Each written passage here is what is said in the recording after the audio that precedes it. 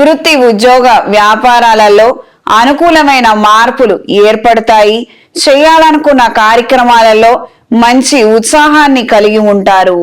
దూర ప్రయాణాలు, తీర్థయాత్రలు చేయాలన్న ఆలోచనలు కలిసి వస్తాయి. చేస్తున్న పనులు కాస్తంత నిదానంగా జరుగుతున్నప్పటికీ ప్రయోజనాలను, శుభవార్తలను వినగలుగుతారు.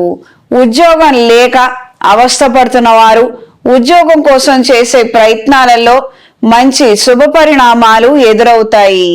తాత్కాలిక వ్యాపారాలు అనుకూలంగా ఉంటాయి. మంచి ఆదాయాన్ని పొందగలుగుతారు.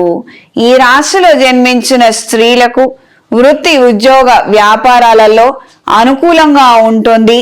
తాత్కాలిక వ్యాపారాలలో, చిన్న చిన్న వ్యాపారాలలో పెట్టిన పెట్టుబడులను మరింత ధనాదాయాన్ని పొందగలుగుతారు. మానసిక ఊరట, సంతోషాన్ని కలిగి ఉంటారు. సంతానానికి సంబంధించి కొన్ని ముఖ్యమైన విషయాలను తెలుసుకుంటారు. కుటుంబ సభ్యులను సంప్రదించి మంచి నిర్ణయం తీసుకోగలిగితే అన్ని విధాలా బాగుంటుంది. వీళ్ళ విషయాలలో మాత్రం ఎక్కువ ఆలస్యం చెయ్యొద్దు. ఇది గ్రహించి మెలగండి.